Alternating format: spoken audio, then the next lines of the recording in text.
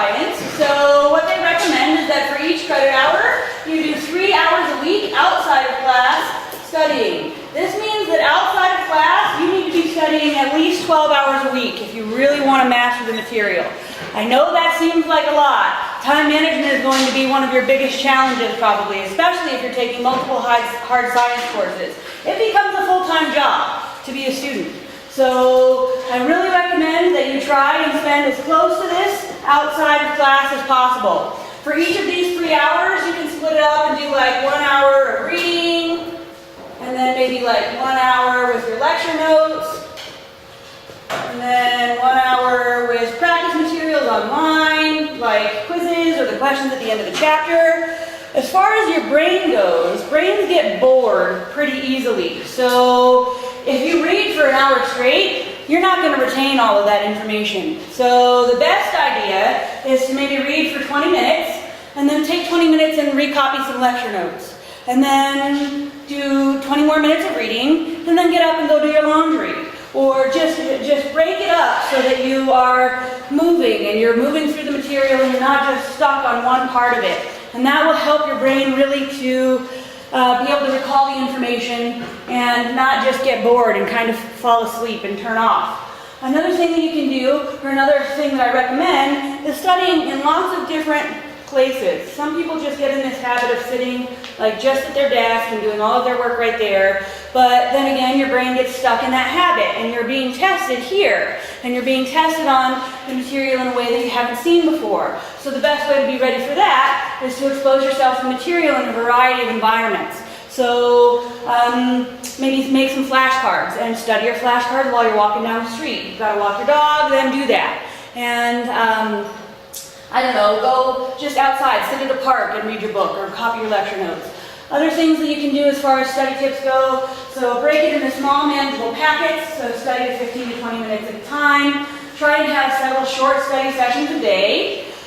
It can be good to come up with a study plan and try and implement good study habits. Again, time management is going to be your biggest task. So if you've got 100 pages to read for a chapter for my class, then plan it out and read 20 a day over the course of the week.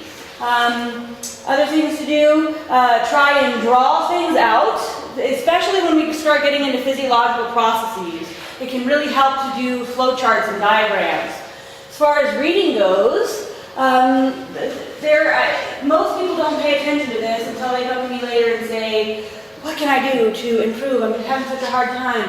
I recommend that you read 3 times. And people say, what, 3 times? I don't hardly have time to read once. But the first 2 reads are going to be really quick. So what you can do, like on the weekend, on Saturday, you go through and read all of just the figures and the captions. And then on Sunday, go through and read all of the bold words and the definitions. And then split the rest of the chapter Monday through Friday so that it's down into manageable pieces. And then by the time you're actually reading the chapter, you've already been exposed to it twice. And you started to see it in class. And that will really help your brain get it. And that's another one of these things that people say, oh no, I'm not going to do that. I don't have time for that. And then they come to me and say, well, I'm not doing well. I just want to be doing better. And I ask them, well, are you reading 3 times? And then always, nobody ever does. They say, oh, well, no. And I say, just try it. For 1 week, try it. And those students come back to me and just raving about how great it was. So it will really help you. So while you're reading, be taking notes. You can do it in the margin of your book or get a separate piece of paper. A really good idea is to try and paraphrase, so write down the main ideas and then put the important concepts into your own words. If you have any questions or unknown words or definitions, circle them, highlight them, maybe outline. Outlining is actually one of the things that I use as a study mechanism. I have all of my notes back from 15 years ago. I just found them yesterday from A&P, and I redid all of my lecture note information in outline form. So that can really help sometimes too, to organize complex information. And then if you have questions when you're reading, write them down and bring them to class. If you have questions, somebody else does, and it can be a great discussion point for all of us. And it can help slow me down, it can help break me out of my preconceived lecture patterns, and it can be really good. So please write them down and bring them to class. Ask questions before, during, and after reading. and that will just help. You can ask questions about stuff you've read before. Make sure that any questions you have about today's material are answered, and then you can write down the answers, and that will help. So again, read your chapter 3 times, break it into manageable pieces. You can, if you just spend some time planning out your week with studying between this class and the other 2-3 classes you're taking, it will really help you.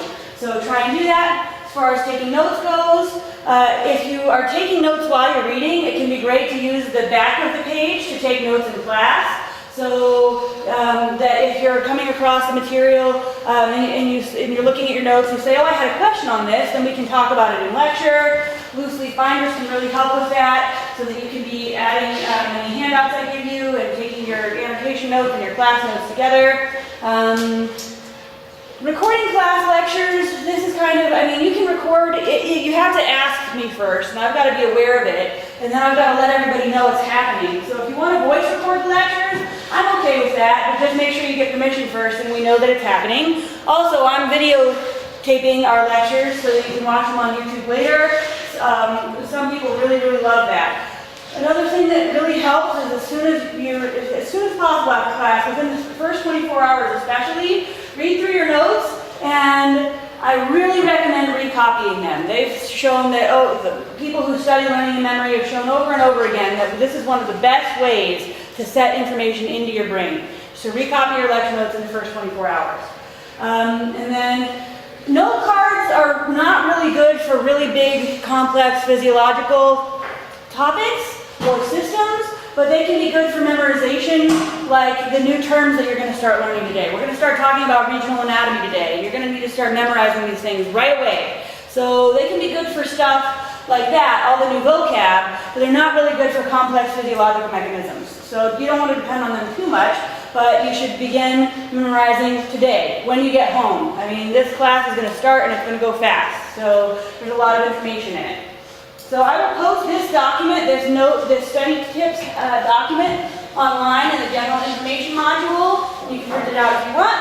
You can always ask me more questions. If you've got a specific learning style or something, we can sit and talk about how to take advantage of that and maximize your learning. Like I said, I did a lot of studies in my graduate career on learning and memory and teaching and learning, so I can be a great resource for figuring out how to really maximize your ability to understand this material.